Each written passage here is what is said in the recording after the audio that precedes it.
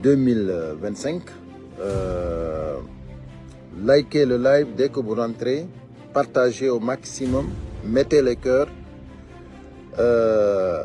Nous allons commencer le live en même temps parce qu'il n'y a pas du temps. Voilà, je suis désolé, je ne peux pas attendre.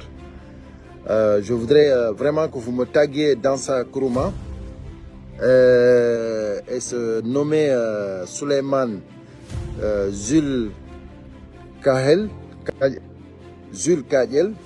et puis comment dirais-je l'autre.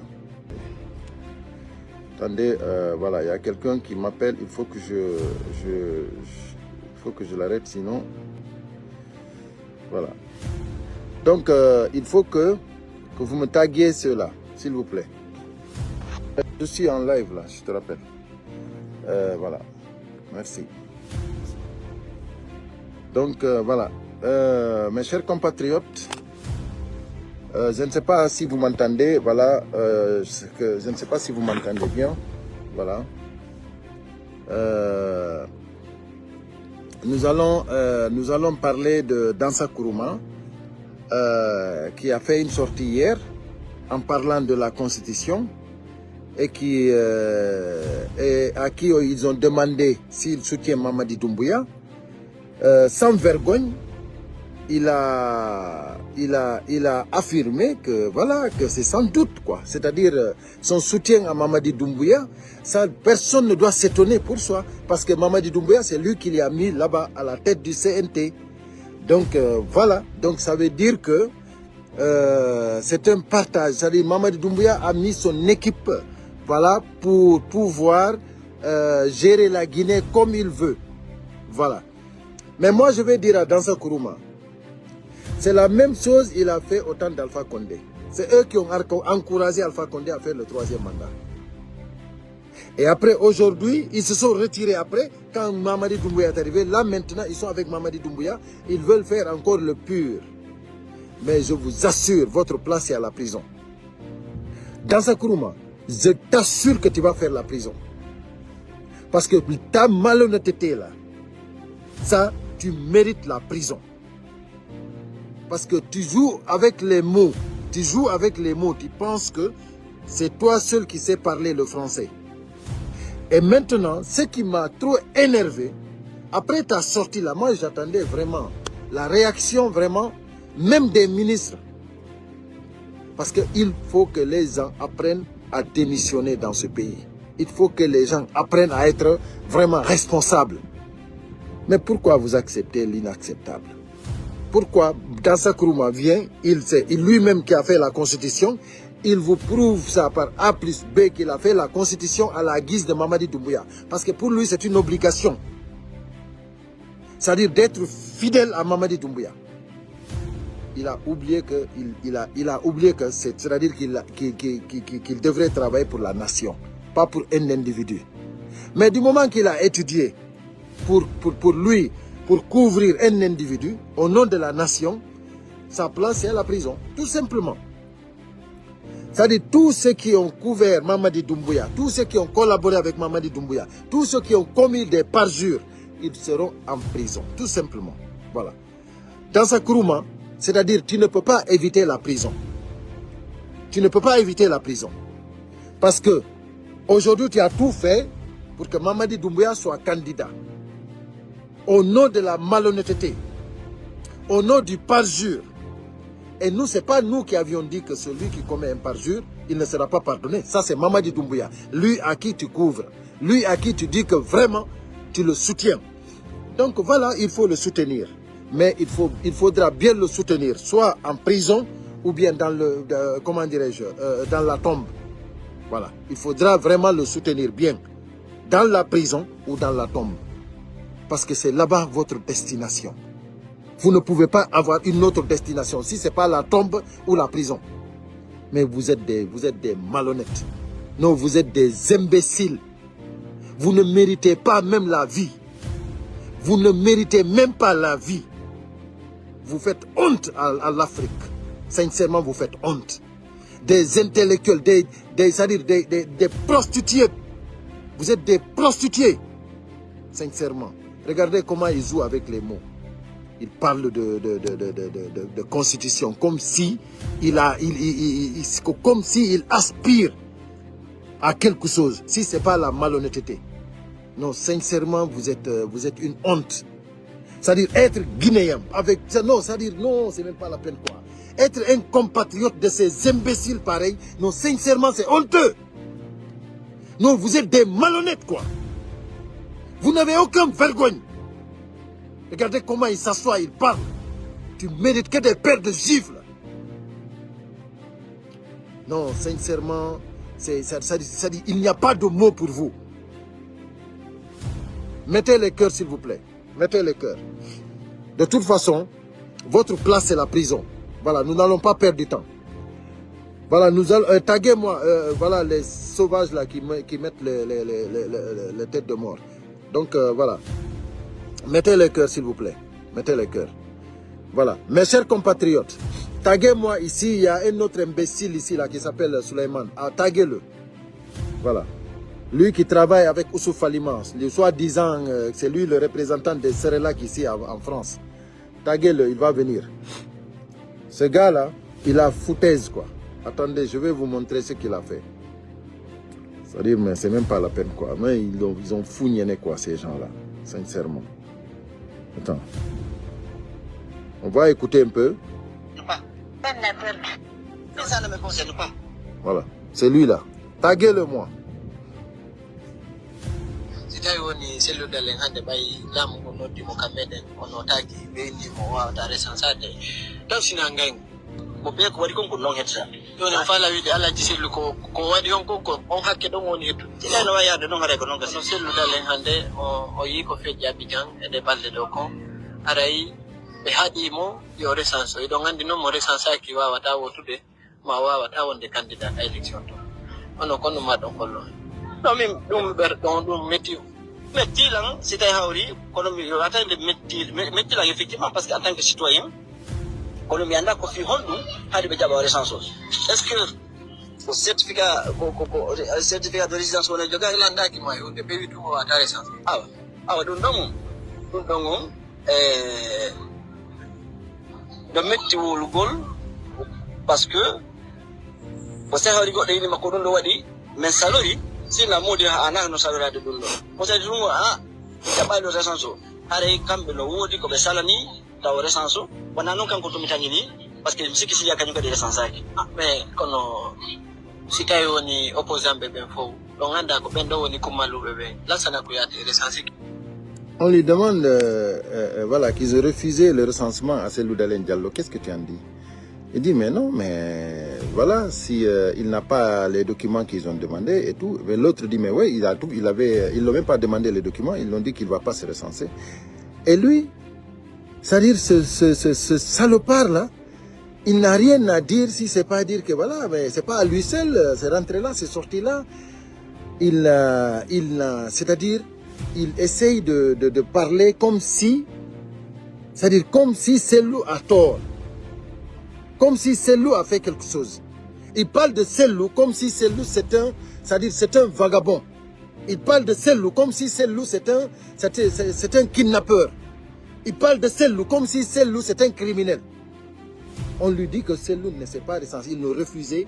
Lui, ce salopard qui était avec Cellou Dalein tous les jours, matin, midi, soir, s'il est à Paris ici, celui-là, il était devant l'hôtel de Cellou tous les jours, si Cellou est à Paris ici. Voici un salopard qui vient ici nous dire de n'importe quoi. Suleiman, Aïngal sauvage également. Aïngal wasserene également. Aïngal wasserene également. Aïe koko wonda hollude do wondema c'est-à-dire Cellou ko resansaki kon an c'est-à-dire si comme no way wasitay hawri kanko Cellou Dalein Diallo il a tort alors que hida andi ko criminel be ben be won c'est-à-dire wonbe gollidude patron ma Oussouf Falima ko ben don inni wato recensé ko ben don inni wato recensé CNRD kambe inni wato recensé joni en tant que citoyen hara ko en tant que citoyen tout ko on doit da wiide do de salopard ko doit da wiide ko c'est-à-dire goto doit ka hadde citoyen jo recensé ko dum doit da wiide mais hande ndaru do de ida wolude do de comme si tawi a anda hay Cellou Dalein ida wolde do den comme si tay sellu ko criminel jo andi no anon an ko fi Usman fi Usuf Faliman no yobamma ange beenguma yewdon hajjoy fi don yeyi hajjoy ange beenguma fi don yobana pasi don hajjoy hajjungu sa ko mere parce que ko buudi wujjade parce que Usuf Faliman buudi kala ko jonni on ko buudi wujjade ko buudi wujjade be woni ƴettude be jonna on donc ça dit ko dum yarda hajju déjà hajju mangu ko zéro est ce que a fami joni fi Usuf Faliman jonnude man buudi tu viens ici tu racontes des bobards gentito de moi je vais te répondre bien bon inchallah ora daka sitai woni sellu dalen hande bay lamu ko noddi mo kamede ono taki be ni mo wa ta responsable tawsina ngay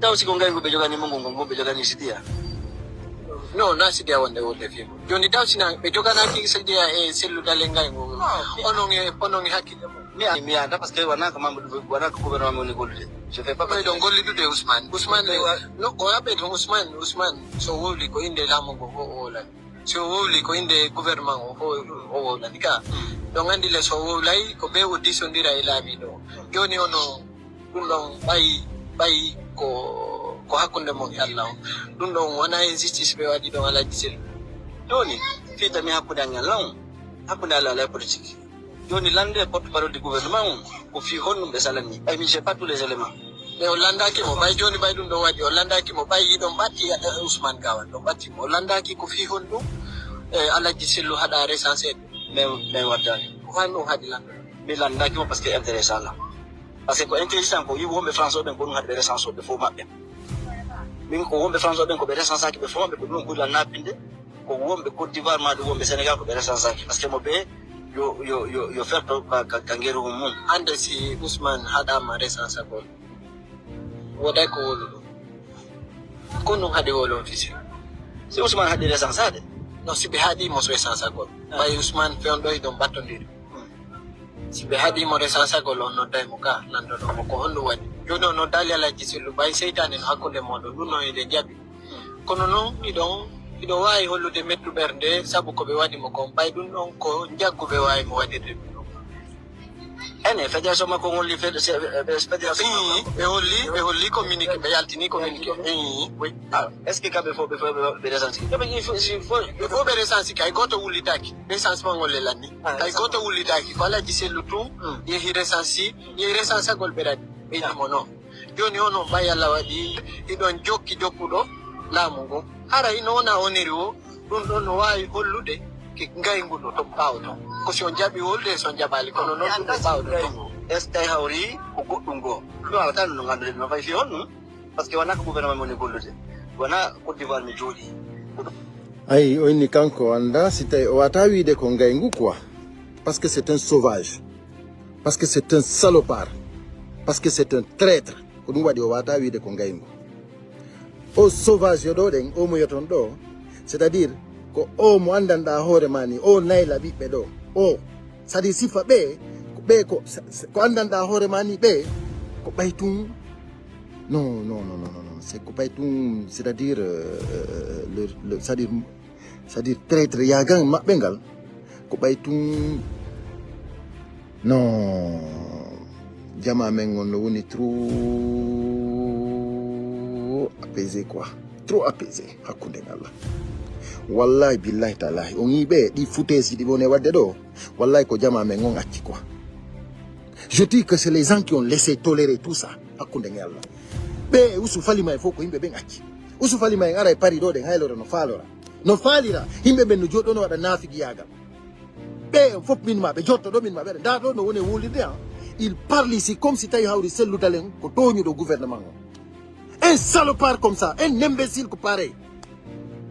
Ne demande d'abord mani ni sinano comment dirais-je non sinano sellu dalen hay goto anda be e sowasibe kanko e Ousuf Faliman fo hay goto anda no be ko sellu dalen wadi be yimbe be yata do ko sellu wadi be yimbe be jodi do de minnuma hande be ukondire bandi salte be na kambe be anda c'est-à-dire kambe be haja ka hay mo recensa ki Côte d'Ivoire mo recensa ki Sénégal kambe ko be haja do sadi o ay argument ko wola manko mo nati e die fetoje e penale tellement que mo nati e merde Antikiɗa suti ko joɗiɗa ɗon ko ɓaya hersata waɗi si tawi ɗa joɗiɗa wowlude ko par ce que a hersata par ce que si tawi ɗa jogui noon ndimu ko a yawnoɗo hajju wallahi billahi a suusata no joɗagol wowla sifa ɗi yewtereji ɗo honɗum wawɗa wolde ɗo de an ko honto wawɗa défendude CNRD hakkude ma Allah si tawi ko a yawɗo hajju sa ko a dimo ko a joɗiɗo ɗo ɗen a wonnoɗo ɓawa alaji sellu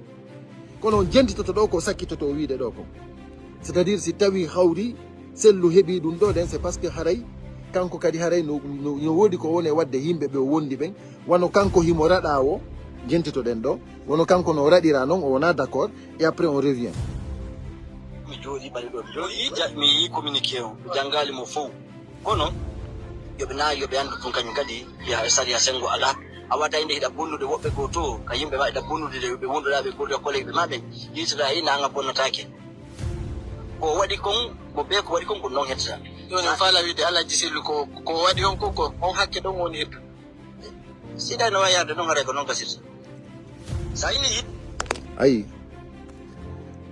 o sowasijo ɗo ɗen wo selludelen no waɗimo goɗɗum ɗum noon sellu arayno France ɗo ɗen tumin ma ko kamɓe yahayno ko hôtel ɓe ko ɓe wonno les premiers arrivé à l'hôtel ɓe ko ɓeɗo fof mi innuma wonno les premiers lamarane pétier je te le jure mi innuma enen ɓe fulɓe c'est à dire ko ɓay tun ilan andi sincèrement nous c'est à dire enen iɗen woni trop mou ɓe c'est à dire siɗen woni trop mou aya yimɓe minnuma no wondi e ɓe yimɓe no wondi e ɓe ko fot kala ko fottuɗa e sifa ɓe ko père de gifle koya bento aller retour ko aller retour koya beebi ɓe sa fotte maɓɓe koya beebimɓe ɓe goɗɗo duwano ko accande ɓe goɗɗo duwano ko ɓe accande wasire needi maɓɓe ɗin je te le jure sur la tête de sur mon honneur ɓe doit ko accanede o e Ousou Falima fof so ayi no arde ha joni France ɗo je te le jure ko par ce que ko accanede ɓe doit ko accanede ko yimɓe ɓen no woni trop mou c'est à dire c'est foutaise ko ɓe woni wadde ko ndaaru Ousou Falima ko woni wadde ɗo ɗe ndaaru ko woni ukkade ɗo ɗe mo faminde ko kanko je yimɓe ɓe par ce que yimo e nder gouvernement criminel mais ko honɗum yimɓe ɓen no sikkude ko laaɓi ɗiɗi mayete yimɓe ɓen no sikkude ko nde wotere walla ko laaɓi sappo mayete mais c'est même pas la peine no woodi foutaise ji goo goɗɗo wata accu o waɗe ɗi c'est pas la peine yo mayde nden ɓurane hay parce que ça c'est pas sérieux ndaare o sowasi ɓale ɗo ɗe o sowasijo ɗo ɗen no jooɗi ɗo ɗen minnuma no jooɗi ɗo ɗen no fuutenno ɗo ɗen yimɓe quoi imo wola ɗo fi alaji sellu comme si tawi hawri c'est un arnaqueur himo andi nene Mamadi Doumbouya ko arnaki ɗo ɗen mi innuma ɗo ɗen yimɓe ɓe sabu nene Mamadi Doumbouya ɓuri 500 personnes yahali hajju ko ɓen ɗon noon recence to hara goto wowlali sellu dale recence aki mo annanda hormani kanko waɗi ha woni ɗon yimɓe kanko waɗi ha anda ɗon siɗon wolde ɗo fi politique à cause de sellu dale Ousou Falima duuɓi jeluno imo ɗo ɗen hombo andi mo o fuɗɗade wiyede ɗo ɗen gorko suusay o ko wondi e sellu dale sina ɗum personne le connaissait personne iɗo jooɗi ɗo ɗen hiɗon fuutenno yimɓe min komi inni yo jama on accu naafik yaagal ɓe yimɓe ɗo ɓe doaka en fuutennade et puis ara ɗen wondi e maɓɓe onon won c'est à dire hande kadi wonduɗo e CNRD ƴettiremo comme un ennemi c'est pas un adversaire c'est un ennemi parce que ko ɓe woni e wadde kon c'est pas bien est ce que maître Mohamed Traoré ko politicien jo ɓe yaha 2 heures du matin fi tun on no wowli gonga fi tun on no démissionni ko CNT ɓe piyamo yeeso famille makko hande kadi ko hombo yata wonda e sifa ɓe sina ennemi de la nation ɓeɗo noon joni oɗo ɗon mo woni e gollanden ko Ousou Falima ko kanko woni porte parole maɓɓe o ko ɓeɗo woni e fuutennade ɓe anndanɗa hoore ma ni selludal e jallo mi innuma wonɗo fima mais attention il faut enen kadi accin ɗen woni trop tolérant quoi c'est pas la peine goto tun gaynata ko il faut ɓe yimɓe ɗo ko il faut ɓeɗo ɗen ɓe sadi fottuɗo e maɓɓe o waɗa ɓe des paires de gifles aller retour ɓe sowasiɓe ɗo ɗe ça c'est ko sauvage yiɓe ni c'est pas des êtres humains ça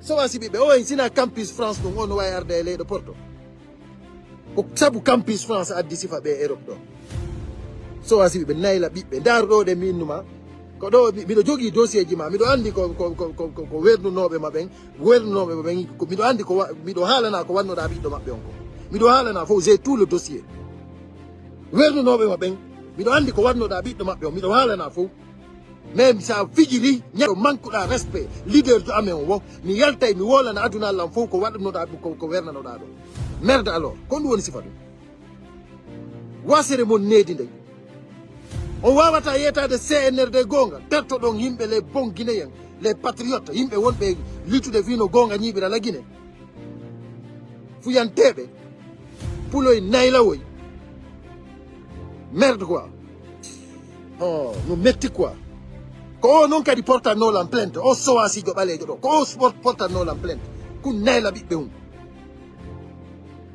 ko porta no la plainte nyande me yewno ko sar ko tigi o so asi do yewno wadi certificat médical bay non Allah wadi procureur jon ko aden ko kambe gaade be mari saria kambe gaay be mari saria ko wadi si procureur jetti dossier wallini mo to ko doa wonde to merde alors regardez-moi ça so asi bibbe nayla bibbe nayla bibbe ala hay bobi ko jodora do jodi do no futenno himbe ko foti wo ko nangugo dum fonda dum gaden tappa bobi din haadi buuta so asi bale no ido way foutaise quoi hakkunde ngalla no min mi anda ko hadi o jama regla yi o konti be himbe quoi kon dum hadi jama on regla konti de wasere nedi daragol do den considéra do den selludalen comme un criminel haray no andi non Mamadi Doumbouya no kidnappi Fonike Menge Billoba Habib Marwan Camara Aliou Ba no soka 2 ans hay goto hay fuso wada hay fuyo wada himo soka 2 ans o do jodi do de be so asibale no jodi do de no futen no himbe quoi oya no sala recensé de walo kanko wanda kanko sere ko ale ni mo ko be recensé ki pari do kombo aja ma so asibale ida wala do den fi be recensé ki kombo aja mo woko serak joni kadi woko mouvement reform joni mi anda ko onto bokki ko bawdon ko jibu go wallahi non kono ko jibu don ko fo on yare annon Souleymane c'est-à-dire wallahi billahi ay nde yawre ma do eto da hara en fottali de parce que foutaise ji madi min nyande mi yiti da yalta do da wola fi sellu dalawo je te le jure c'est un fotti a watta tawa regardez-moi ça asiko mi jabay be hina ay affaire politique ça angida do wasu de ne de hore sellu dalen so asibale angida do wasu de ne de sellu dalen. Non, mais vous avez foutaise quoi. Wo kanko himo da fi hondum wada dana. Identité fi hondum wada dana. Ida toni do yimbe. Yaltinga be parti ma. Stop wada ma hay fuy. Sabu yibe nyami de goddo. Sabu yibe yetti de goto. Sabu ida depose ida yetti do goddo na yeddo minute na buda muruasi. Sabu do be ina be yatti maka parti. Wo sabu mo jetti ministre jo nabi ruasi sadi fi mo jetti Ousmane Gawal na imo ko aéroport wo ko du bo be yalti mo ko parti. Affaire ay Kerena ko hotel mi tawno nyande fuddino don planifier de serag mo ngondo na mi yewno tawi on ko hotel kere mi arano mi tawi on yewti on wadi plan ji mun din fo simi hewti kere nande nyande fuddino don yewtude don ina ambe wadi horejo on do Ousmane Gawal bayo esprit sama e parti on ida andi ko esprit mo konko parce que ko fuute nike parti on o lundike sariyaji parti on o yehi ko radioji e téléji fop o yehi o dénigri président on dum don no yaltini mo ko parti angida andi dum joni non onon non o ara do don o recadre do o jonna on buudi o probeta on postiji o inna on ko yo wallito mo jibugol UFDG onon ƴetto engagement wakkilagol jibugol UFDG joni hande da joda do da inna ko fiida do ti Ousmane Gawal Roissy ko dum wadi sibe yaltina da ko parti anga yejjiti anko an jodi no do de nge sélection gol yimbe mimmi do jogi yewtereji ma ko wonda yewtude ko wonnoda yewtude organise gol fi serag mongo mi do jogi din yewtereji fu tanu no andi tanu il kone angi dayna do ko fiida na Roissy ko dum fenanta hi wono imo yehi hajju imo andi ko sabu cagayagal makko ngal cagayagal mangal prostitution pro max ida andi ko sabu du yaltinira da parce que ko mbuudi jonnada kadi fi ko yara hajju ange be nguma ko dum yaltimma ko parti parce que ko prostitué hadi ina ko mi caga ko dum be yaltiniri mi dayna do ko fiida do tiduma des hommes prostitués politique ina ko dum yaltinira da ko parti on bo haja e prostitué. Menen comme un là, c'est des hommes engagés avec une conviction en politique, jogiɓe vision, jogiɓe détermination. Minen ko ɗum men landi, des hommes engagés en politique, pas des prostituées. Hata sa jonni ɓe mbuɗi tumɓe yahay ko wiɗa ɗo. Ko honɗum Ousmane Gawal naɓirma ko bateau makko ko parce que o jonnima mbuɗi, ko parce que o fodima mbuɗi, ko parce que o fodima postiji, ko parce que o naɓima hajju an e ɓeygu ma. Ko honɗum waɗi sina ɗum. Ida ina ɗo ko sabu hiɗa yehiɗa naɓi ɗo goɗɗo ko roisi ɗo ɗen ko ɗum waɗi si tawi ɗa yaltina. Ko honɗum fenanta wonongimo hajju. Hiɗon sélectionna on prostitué ɓe tum fi jiɓugol UFDG. Sikkon wondema men jaɓanayi on ɗum. Sikkon men jaɓanayi on ɗum. Onon ɗon sikkude, onon hara plan mongo marche no waton ɗano hande kadi. Onon hara plan mongo marche waton ɗano hande kadi. Ande c'est fini pour vous. Parce que menen men wawata wuurde ko aduna ɗo si tawi plan mongo marche. Wallahi si men wuurdata hande kadi. Wayo, onon non sikkude menen UFDG men joɗoto ɗo ɗen ha bonnon UFDG yalta zéro. Nyande plan mongo marche wo ande onon on c'est terminé pour vous. Kisami hala non.